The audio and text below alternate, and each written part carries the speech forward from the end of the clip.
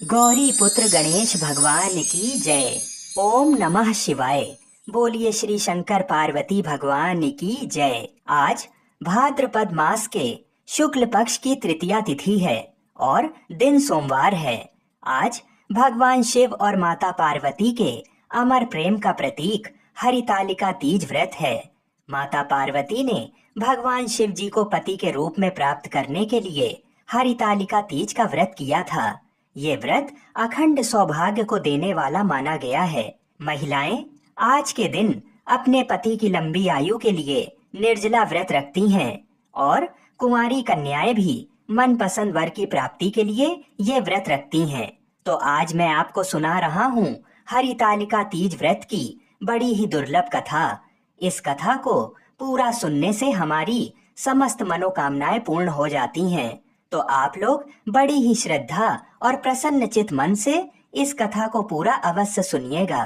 सूत जी ने कहा, हे सौनक आदि महर्षि गण, मदार के फूलों से सजे हुए केश वाली दिव्य वस्त्रों से विभूषित पार्वती जी को तथा मुंडमाला में सुशोभित शिव जी को जो दिगंबर रहते हैं, ऐसे शिव जी को मैं बार बार प्रणाम करता हूँ। कैलाश पर्वत के रम्य शिखर पर विराजमान शिव जी से पार्वती जी ने पूछा, हे महेश्वर, आप आज मुझे कोई गुप्त से गुप्त रहस्य की बात बताने की कृपा करें। वह ऐसी बात हो जो सभी धर्मों का सार, अल्प परिश्रम से ही करने योग्य तथा अत्यंत फलदायिनी कथा का जिसमें समावेश हो। यदि आप मुझ पर प्रसन्न हैं तो उसे बताने की कृपा करें। हे प्रभु, मैंने पूर्व जन्म में ऐसा कौन सा तप, दान या व्रत किया था जिसके फलस्वरूप आप जैसे त्रैलोक के अधीश्वर, अनादि और अनंत रूप वाले पति मुझे प्राप्त हुए। तब शिव जी ने कहा, हे देवी, अब मैं तुमसे सर्वोत्तम व्रत का कथन करता हूँ, क्योंकि तुम मेरी प्रियसी हो। अतः मैं तुमसे इस गुप्त व्रत को बतलाता हूँ। जिस प्रकार ताराओं में चंद्र, ग्रहों में सूर्य, चारों वर्णों ब्राह्मण, क्षत्रिय, वैश्य और शूद्र में ब्राह्मण, देवों में विष्णु, नदियों में गंगा, पुराणों में महाभारत, वेदों में सामवेद और इंद्रियों में मन श्रेष्ठ है, उसी प्रकार पुराणों एवं वेदों का सर्वस्व उसी प्राचीन व्रत का मैं तुमसे कथन करता हूँ। तुम उसे स्थिर चित्त से सुनो। पूर्व काल में जिस व्रत को तुमने किया था, उसी के प्रभाव से तुमने मेरी पत्नी का स्थान प्राप्त किया है। प्रियसी होने के कारण ही मैं तुमसे इस व्रत को प्रकट करता हूँ। भाद्रपद मास के शुक्ल पक्ष हस्त्र नक्षत्र से युक्त तृतीया तिथि के दिन इस व्रत का अनुष्ठान करने से त्रिविध ताप, दैहिक, दैविक, भौतिक एवं पाप से स्त्रियां मुक्त हो जाती हैं। हे देवी, पूर्व काल में इस महाव्रत को तुमने हिमालय पर्वत पर किया था। उन सभी पूर्व व्रतांतों का मैं तुमसे वर्णन करूंगा। तब पार्वती जी ने कहा, हे नाथ, मैंने इस उत्तम व्रत को किस प्रकार किया था, उन सभी वृतांत को मैं आपके मुख कमल से श्रवण करना चाहती हूँ। तब शिव जी बोले, पर्वतों में श्रेष्ठ हिमालय नामक एक पर्वत है, जो अनेक प्रकार की भूमि तथा विविध वृक्षों से परिव्याप्त है। उस पर्वत पर अनेक प्रकार के पक्षी, मृग, देवगण, गंधर्व, सिद्ध, चारण और गुहाक प्रमुदित मन से विचरण करते हैं एवं गंधर्व गण निरंतर गान किया करते हैं। उस पर्वत की चोटी स्फटिक, बिल्लौर नामक एक विशेष प्रकार की मणि है। स्वर्ण, मणि और मूंगों से सुशोभित है। ये पर्वत आकाश के समान ऊंचा है। उसकी चोटियां सदैव बर्फ से ढकी रहती हैं तथा गंगा का निरंतर निनाद होता रहता है। हे पार्वती, तुमने अपने बाल्यावस्था में जिस प्रकार की कठोर तपस्या की थी, मैं उसका वर्णन करता हूँ। हे देवी, तुमने 12 वर्षों तक नीचे को मुख और ऊपर को पैर करके तपस्या की थी। तुमने माघ के महीने में कंठ तक जल में निवास कर, वैशाख मास के प्रखर घाम में पंचाग्नि सेवन कर, श्रावण मास में घर से बाहर वर्षा में भीग कर मेरी तपस्या निराहार रहकर की थी। तुम्हारे इस उग्र तप को देखकर तुम्हारे पिता हिमवान बहुत ही दुखित एवं चिंतित हुए। वे तुम्हारे विवाह के विषय में चिंतातुर हो गए कि ऐसी तपस्विनी कन्या के लिए वर कहाँ से उपलब्ध हो सकेगा। ऐसे ही समय में ब्रह्मपुत्र नारद जी आकाश मार्ग से तुम्हारे पिता के पास आए। तुम्हारे पिता ने उन मुनि श्रेष्ठ की अर्घ पाद आसन आदि देकर पूजा की। हिमवान ने कहा, हे मुनि प्रवर, आप अपने आने का कारण बताइए, क्योंकि परम सौभाग्य से ही आप जैसे महानुभावों का आगमन होता है। उत्तर में नारद मुनि ने कहा, हे पर्वतराज, आप मेरे आने का कारण जानना चाहते हैं तो सुनिए। मुझे भगवान विष्णु ने आपके पास संदेश वाहक के रूप में भेजा है और कहा है कि अपनी इस कन्या रत्न को किसी योग्य पुरुष के ही हाथ में अर्पित करें। संपूर्ण देवों में वासुदेव से बढ़कर अन्य कोई देव नहीं है, इसलिए मेरी भी यही राय है कि आप अपनी कन्या भगवान विष्णु को सौंपकर जगत में यशस्वी बने। नारद जी की बात सुनकर हिमालय ने कहा, यदि भगवान विष्णु ने इस कन्या को ग्रहण करने की स्वयं इच्छा की है तो मुझे कोई आपत्ति नहीं है, क्योंकि आपकी सम्मति है। इसलिए अब आज से इस संबंध को निश्चित ही समझिए। हिमवान द्वारा इस प्रकार का निश्चयात्मक उत्तर पाकर नारद जी उस स्थान से अंतर्ध्यान होकर शंख चक्र गदा एवं पद्मधारी विष्णु जी के पास उपस्थित हुए। उन्होंने हाथ जोड़कर प्रणाम करते हुए विष्णु भगवान से कहा, हे देव, मैंने आपका विवाह संबंध पर्वतराज हिमवान की पुत्री से निश्चित कर दिया है। उधर हिमवान ने प्रसन्न होकर तुमसे कहा कि हे पुत्री, मैंने तुम्हारा विवाह भगवान विष्णु के साथ पक्का कर दिया है। पिता द्वारा विपरीत अर्थक वाक्य सुनकर तुम अपनी सखी के घर चली गई और वहीं भूमि पर लेटकर अत्यंत विलाप करने लगी। तुम्हें रुदन करता हुआ देखकर तुम्हारी सहेलियों ने तुमसे पूछा कि हे देवी, तुम अपने दुख का कारण मुझे बताओ, हम सभी निसंदेह आपका कार्य पूरा करेंगी। सखियों द्वारा आश्वासन पाकर तुमने उत्तर दिया कि हे सखी, आप सभी सुनिए, मेरी इच्छा महादेव जी के साथ विवाह करने की है, परंतु मेरे पिता ने मेरी इच्छा के विरुद्ध कार्य किया है, अर्थात उन्होंने विष्णु भगवान जी के साथ मेरा विवाह करने का नारद जी को वचन दे दिया है। इसलिए सखियों, अब मैं अपने इस शरीर का निश्चित रूप से परित्याग करूंगी। तब तुम्हारी बात सुनकर तुम्हारी सखियों ने कहा, तुम घबराओ नहीं, हम और तुम दोनों ही किसी ऐसे घनघोर वन में निकल चलें जहाँ पर तुम्हारे पिता ना पहुँच सकें। इस प्रकार की गुप्त मंत्रणा करके तुम अपनी सखियों के साथ निर्जन वन में पलायन कर गई। तदनंतर तुम्हारे पिता हिमवान ने पास पड़ोस के प्रत्येक घरों में तुम्हारी खोज की, किंतु तुम्हारा कहीं भी पता ना लगा। तुम्हारे पिता ने तुम्हें ना पाकर मन में संदेह किया कि कहीं किसी देव, दानव, किन्नर आदि ने मेरी पुत्री का अपहरण तो नहीं कर लिया है। वे इस सोच में भी पड़ गए कि अब मैं नारद जी को क्या जवाब दूंगा, क्योंकि मैंने उनसे विष्णु जी के लिए पुत्री के विवाह का वचन दिया था। अब मैं उपहास का पात्र बनूंगा। ऐसे सोचते सोचते वे घबराकर मूर्छित हो गए। उनके संज्ञा शून्य होते ही सभी लोग उनके समीप एकत्रित होकर उनसे पूछने लगे कि हे पर्वतराज, आप अपनी मूर्छित अवस्था का कारण मुझे बताइए। कुछ स्वस्थ होने के बाद हिमालय ने उन लोगों से कहा कि मेरी कन्या का किसी ने अपहरण कर लिया है, अथवा हो सकता है किसी विषधर सर्प ने डस लिया हो, अथवा सिंह, व्याघ्र आदि किसी हिंसक पशु ने भक्षण कर लिया हो। यही मेरे दुख का कारण है। ना जाने मेरी पुत्री कहाँ चली गई, अब मैं क्या करूं? ऐसा कहते हुए हिमालय इस प्रकार कांपने लगे जैसे किसी प्रचंड आंधी में वृक्ष हिलने लगते हैं। तत्पश्चात तुम्हारे पिता तुम्हारी खोज में भयानक जंगल के भीतर अग्रसर हुए। इधर तुम तो पहले से ही अपनी सखियों के साथ उस भीषण वन में जा चुकी थी। उस स्थान पर एक नदी प्रवाहित हो रही थी, वहाँ एक गुफा भी थी। तुमने उसी गुफा में जाकर आश्रय लिया और निराहार रहकर मेरी बालू की मूर्ति बनाई, जो शिव पार्वती सहित थी। इस मूर्ति की तुमने स्थापना की। जब भाद्रपद मास के शुक्ल पक्ष की तृतीया हस्त नक्षत्र से युक्त आई, तब तुमने उस दिन रात्रि में जागरण कर गीत वाद आदि के साथ मेरा भक्ति पूर्वक पूजन किया। हे प्रिय, तुम्हारे द्वारा की गई उस कठिन तपस्या एवं व्रत के प्रभाव से मेरा सिंहासन चलायमान हो उठा और जहाँ तुम सखियों के साथ थी उस स्थान पर मैं जा पहुँचा। मैंने तुमसे कहा कि हे वरानने, मैं तुमसे अत्यंत प्रसन्न हूँ।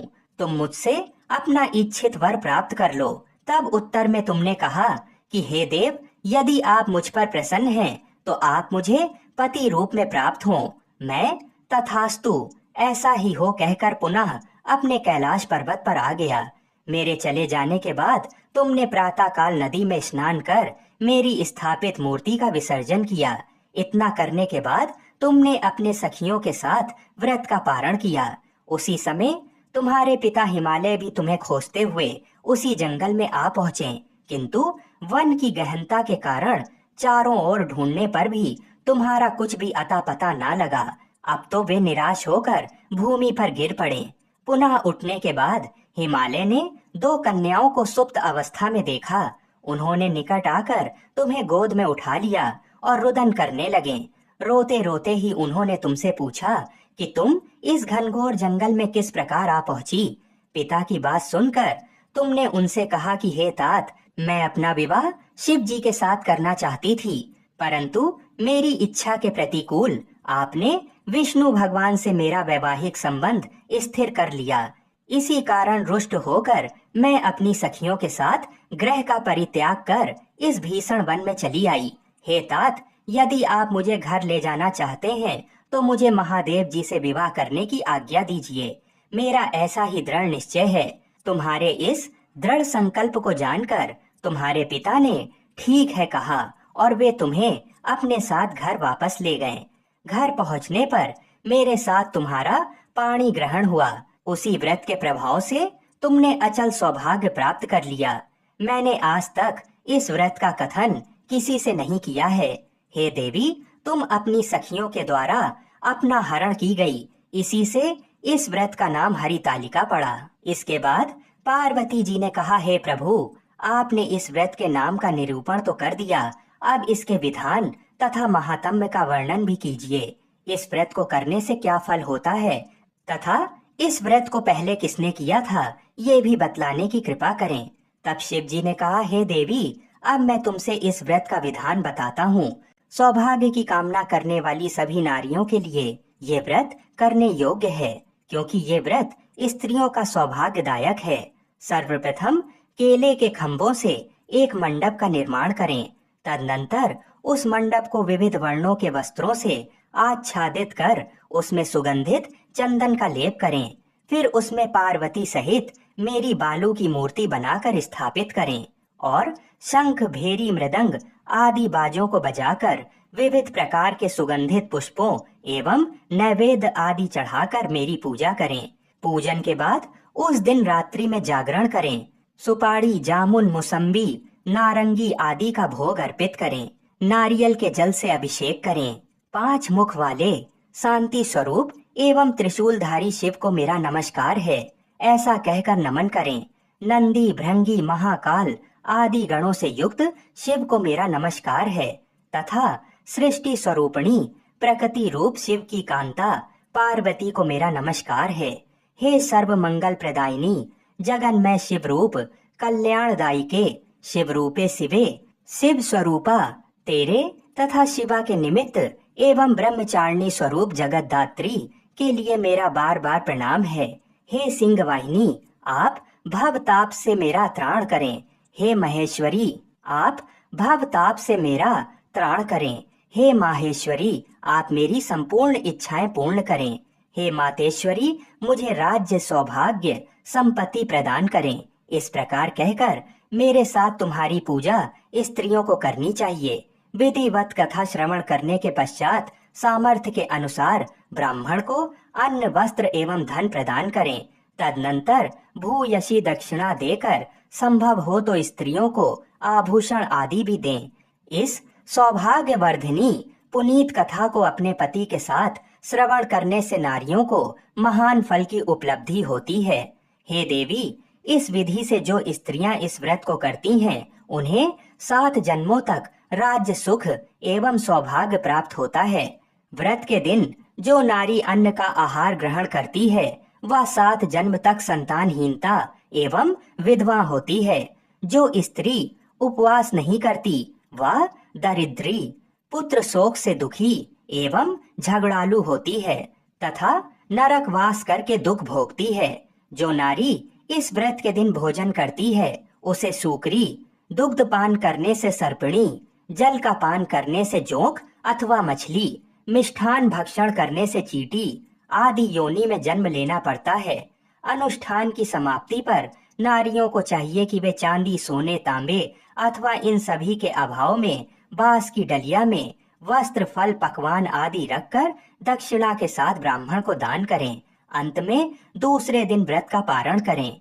जो नारियां इस विधि से व्रत का अनुष्ठान करती हैं, वे तुम्हारे समान अनुकूल पति को प्राप्त कर इस लोक में सभी सुखों का उपभोग करती हुई अंत में सायुज्य मुक्ति प्राप्त करती हैं। इस कथा के श्रवण कर लेने से ही स्त्रियां हजारों अश्वमेघ यज्ञ एवं सैकड़ों वाजपेयी यज्ञ के करने का फल प्राप्त करती हैं।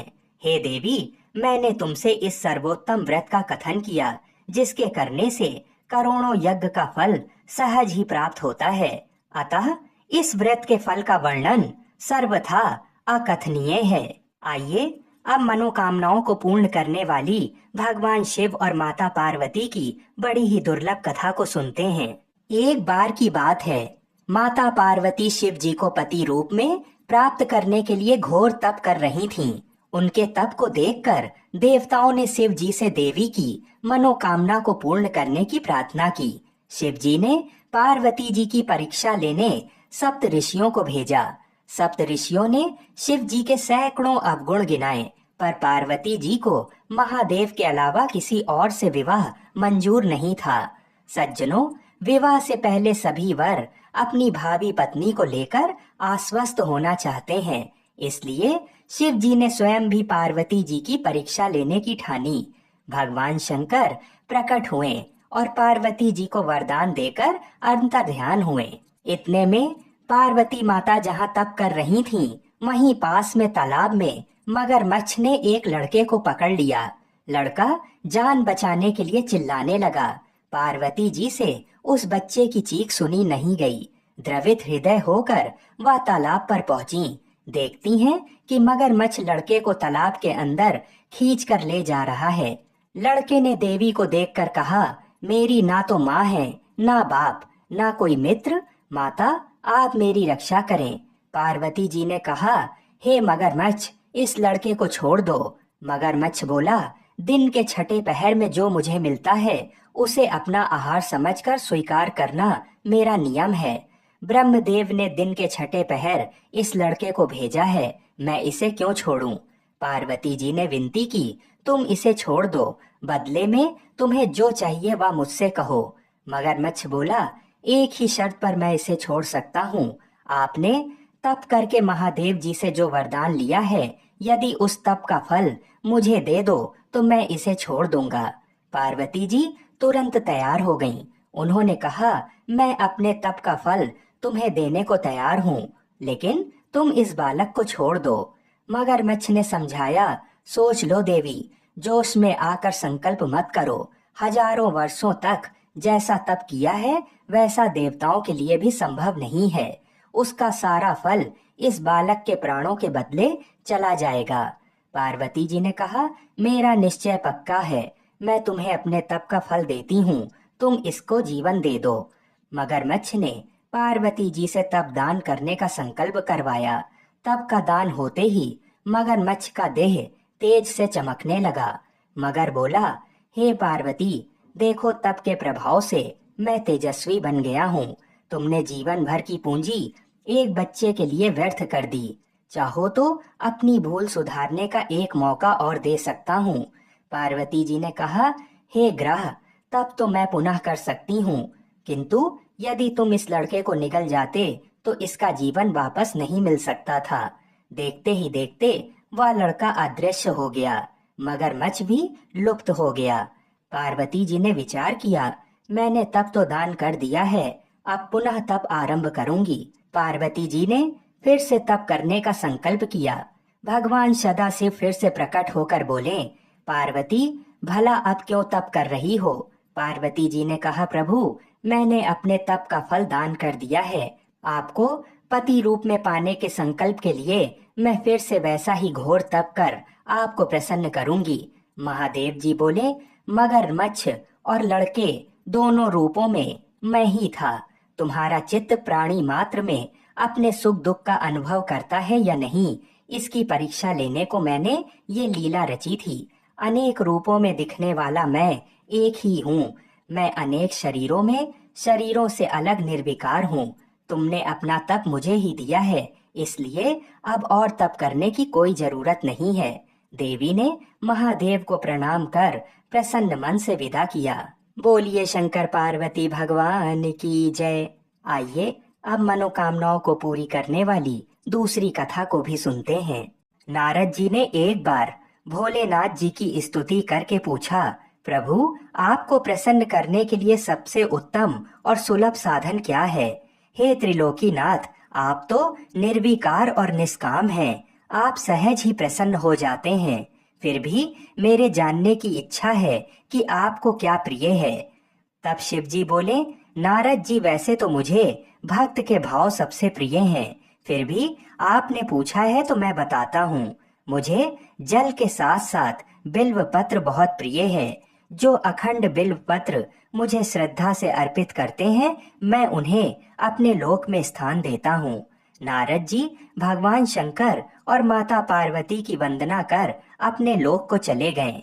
उनके जाने के पश्चात पार्वती जी ने शिव जी से पूछा, हे प्रभु, मेरी ये जानने की बड़ी तीव्र इच्छा हो रही है कि आपको बेल पत्र इतना प्रिय क्यों है।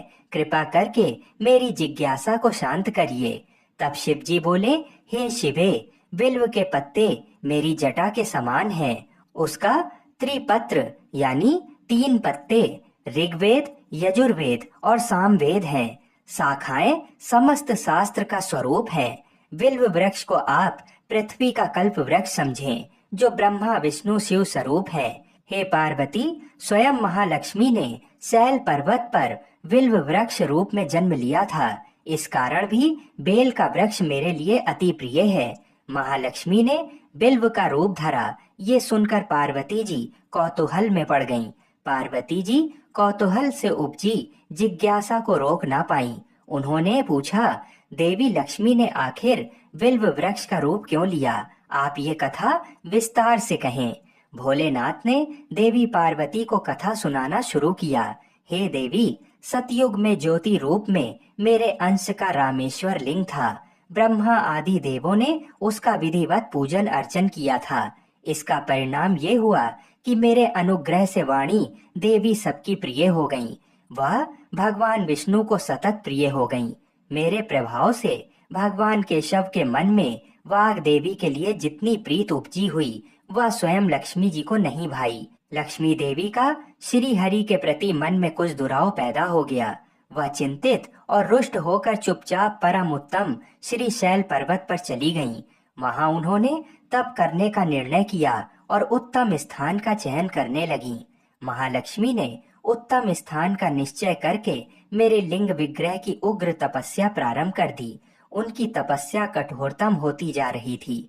हे परमेश्वरी, कुछ समय बाद महालक्ष्मी जी ने मेरे लिंग विग्रह से थोड़ा ऊर्ध्व में एक वृक्ष का रूप धारण कर लिया। अपने पत्तों और पुष्प द्वारा निरंतर मेरा पूजन करने लगी। इस तरह महालक्ष्मी ने 1 करोड़ वर्ष तक घोर आराधना की। अंततः उन्हें मेरा अनुग्रह प्राप्त हुआ। मैं वहां प्रकट हुआ और देवी से इस घोर तप की आकांक्षा पूछकर वरदान देने को तैयार हुआ। महालक्ष्मी ने मांगा कि श्री हरि के हृदय में मेरे प्रभाव से वाग देवी के लिए जो स्नेह हुआ है वह समाप्त हो जाए। शिव जी बोले, मैंने महालक्ष्मी को समझाया कि श्री हरि के हृदय में आपके अतिरिक्त किसी और के लिए कोई प्रेम नहीं है। वाग देवी के प्रति उनका प्रेम नहीं अपितु श्रद्धा है। ये सुनकर लक्ष्मी जी प्रसन्न हो गईं और पुनः श्री विष्णु के हृदय में स्थित होकर निरंतर उनके साथ विहार करने लगीं। हे पार्वती, महालक्ष्मी के हृदय का एक बड़ा विकार इस प्रकार दूर हुआ था।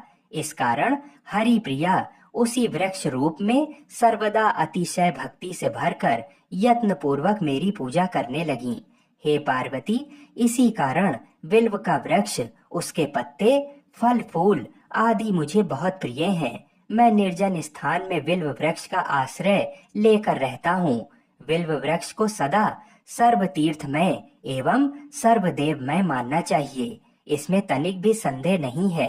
बिल्व पत्र, बिल्व फूल, बिल्व वृक्ष अथवा बिल्व काष्ठ के चंदन से जो मेरा पूजन करता है वह भक्त मेरा प्रिय है। बिल्व वृक्ष को शिव के समान ही समझो, वह मेरा शरीर है। जो बिल्व पर चंदन से मेरा नाम अंकित करके मुझे अर्पण करता है, मैं उसे सभी पापों से मुक्त करके अपने लोक में स्थान देता हूँ। हे देवी, उस व्यक्ति को स्वयं लक्ष्मी जी भी नमस्कार करती हैं जो बिल्व से मेरा पूजन करते हैं। जो बिल्व मूल में प्राण छोड़ता है उसको रुद्र देह प्राप्त होता है और ऐसे मनुष्य पर सदैव ही माँ लक्ष्मी की कृपा रहती है और साथ साथ भगवान नारायण की भी कृपा उसको सदैव प्राप्त होती है। आइए अब जल्दी से हरितालिका तीज व्रत की पूजन विधि को जान लेते हैं। उसके बाद हरितालिका तीज व्रत की आरती को सुनेंगे। सौभाग्यवती स्त्रियों को चाहिए कि वह प्रातःकाल स्नान आदि नित्य क्रिया से शुद्ध होकर आसन पर पूर्व मुख करके बैठें। बाएं हाथ में जल लेकर दाहिने हाथ से अपने शरीर पर जल छिड़कें। पुनः दाहिने हाथ में जल लेकर हरितालिका व्रत का मानसिक संकल्प करते हुए उमा महेश्वर के पूजन का संकल्प करें और फिर जल भूमि पर छोड़ दें। तदनंतर गणेश जी का विधि पूर्वक पूजन कर हाथ में बिल्व पत्र लें। पीत वस्त्र धारण की हुई सुवर्ण के सदृश कांति वाली कमल के आसन पर बैठी हुई भक्तों को अभीष्ट वर देने वाली माता पार्वती का मैं नित्य चिंतन करती हूँ। इसी प्रकार मदार की माला केश में धारण की हुई दिव्य वस्त्र से विभूषित ऐसी पार्वती तथा मुंड माला धारण किए हुए दिगंबर ऐसे शिव जी का चिंतन करती हूँ। उमा महेश्वर की मूर्ति पर बिल्व पत्र चढ़ाएं।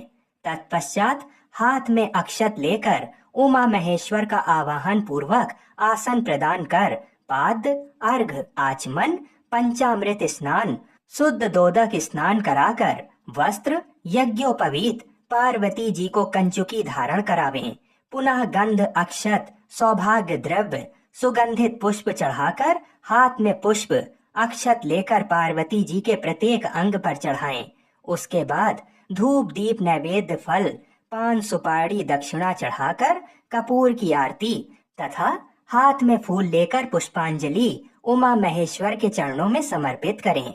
पश्चात उमा महेश्वर की मूर्ति की हाथ से प्रदक्षिणा कर नमस्कार पूर्वक, हे देवी, आप मुझे पुत्र, धन, सौभाग्य तथा मेरे सभी मनोरथों को पूर्ण करें। इस प्रकार कहकर उमा महेश्वर से प्रार्थना करें। तदनंतर हाथ में जल लेकर संकल्प पूर्वक सुहाग की पिटारी ब्राह्मण को दें। उसके बाद हरितालिका व्रत की कथा ब्राह्मण द्वारा अथवा अन्य किसी के द्वारा श्रवण करें या स्वयं पढ़ें। आइए अब हरितालिका तीज व्रत की आरती को सुनते हैं। ओम जय शिव ओमकारा, ओम जय शिव ओमकारा, ब्रह्मा विष्णु सदा शिव अर्धांगी धारा। ओम जय शिव ओमकारा, एकानन चतुरानन पंचानन राजे, भोला पंचानन राजे, हंसानन गरुणासन वृषवाहन साजे। ओम जय शिव ओमकारा, दो भुज चार चतुर्भुज, दस भुज अति सोहे, भोला दस भुज अति सोहे, त्रिगुण रूप निरखता त्रिभुवन जन मोहे। ओम जय शिव ओमकारा, अक्षमाला बनमाला मुंडमाला धारी, भोला मुंडमाला धारी, चंदन मृग मग सोहे भाले शशिधारी। ओम जय शिव ओमकारा, श्वेतांबर पीतांबर वाघांबर